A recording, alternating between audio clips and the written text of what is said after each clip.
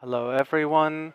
We are on the 144st day of Ukraine's struggle against the full-scale invasion of Russia against Ukraine. This is Media Center Ukraine. My name is Oleg Panyuta, and we have the opportunity to ask a few questions, to put a few questions to the leader of the head of the Kherson Oblast Military Administration, Dmytro Butriy. Hello, we would like to hear from you. The latest updates on the Kherson region as of now. What's going on in the region? What's the situation? Well, most of the region continues to be temporarily occupied. 44 localities have been liberated. They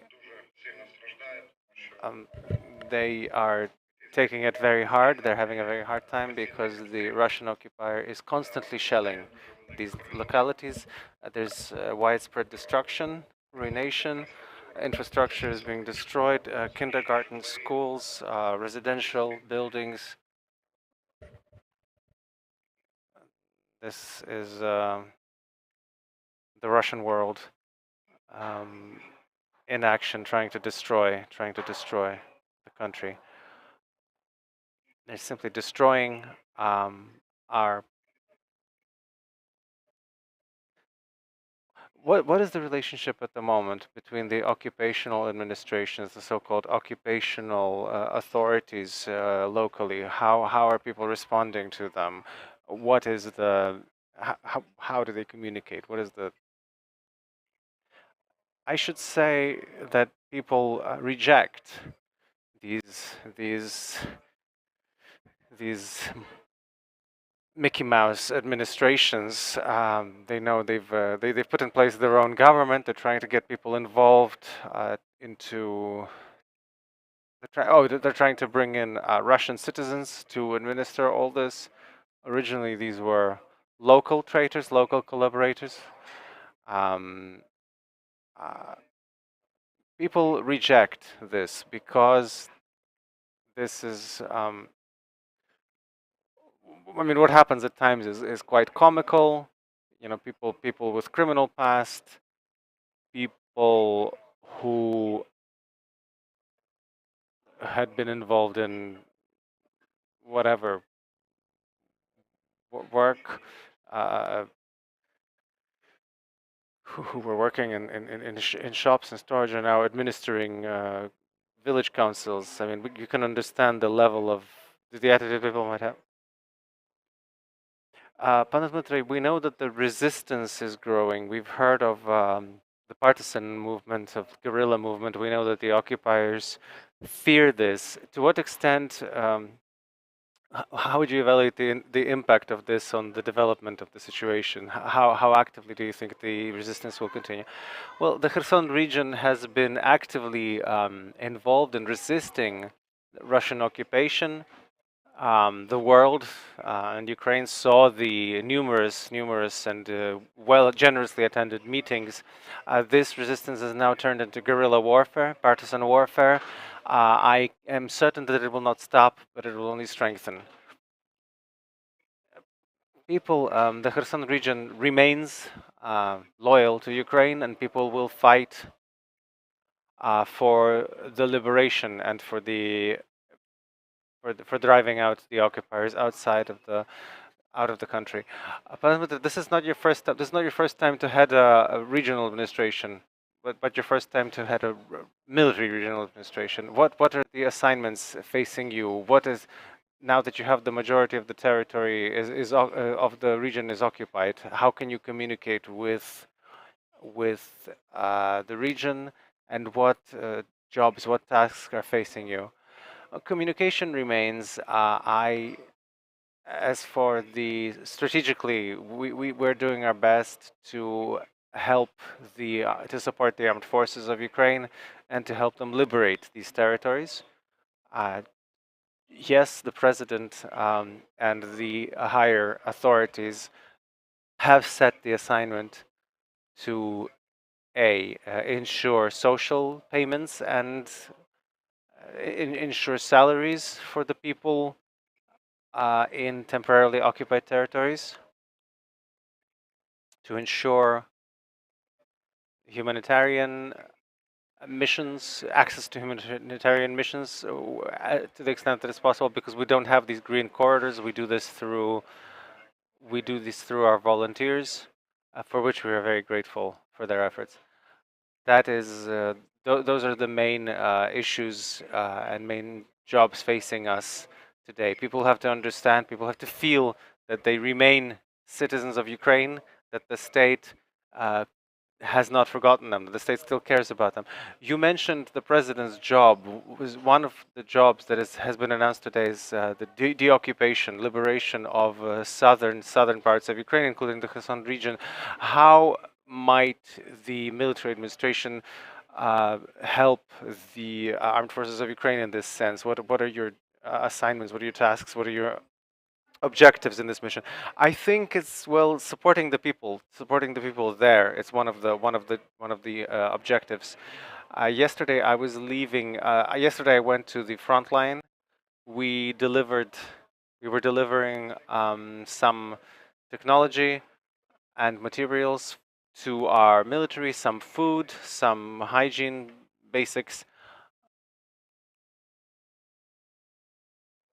We're helping armed forces as best we can. Understood. A few days ago, there was an address to the residents of the Kherson region, considering that the armed forces are preparing for counteroffensive, uh, urging them to try and leave the territory of the Kherson region. How have the local residents responded to this? Are they joining this effort, or do they have even the opportunity? Yes. First of all, um, y- being there was dangerous since the beginning, and considering the work of the armed forces, we've all heard, even last night, even prior to the several storage centers with several armories and concentration of soldiers in Kakhovka and Shcheplinka were destroyed. So the orcs are beside themselves. They have strengthened control and testing, and it's just dangerous for people. As of today, there is unofficial possibility to leave, because we haven't had official evacuations since the earliest day. This happens through Vasilivka, the Zaporizhia Oblast. So we try to get volunteers involved as best we can, and we're urging people, if they have the opportunity, to please leave the territory of the region, to bring themselves and their near dear to security. A joke I read on Facebook yesterday: a woman who wanted to buy a watermelon in a shop, and they say, this is a Turkish watermelon. In a few weeks, we'll have Kherson ones from Kherson. But could you tell us what's going on with the farming in the region, with the agrarian sector? You know that part of the agrarian, of the farming companies, was simply looted, were destroyed by the Russian occupiers and these pseudo authorities, these bogus authorities, um, who have engaged in all kinds of things, up to kidnapping the people who had these companies, urging them, maybe to trying to get them to pay taxes to the Russian Federation, which is of course absurd and impossible. This newly appointed pseudo authorities are simply trying to extort them, basically. So part of the harvest has been destroyed, as you know, that the fields, there have been many fires in the fields. The harvest uh, is simply being looted, stolen, um, uh, just brazenly. You've heard uh, this pronouncement by Russian propagandists. They're counting this harvest as their harvest, the harvest grown in Khersonshchina, in the Kherson region. The granaries have been looted. So simply columns of cars and trucks simply took the grain out of Ukraine. Water is we, we, we, we have no control over the water in the region. They've blown up the dam.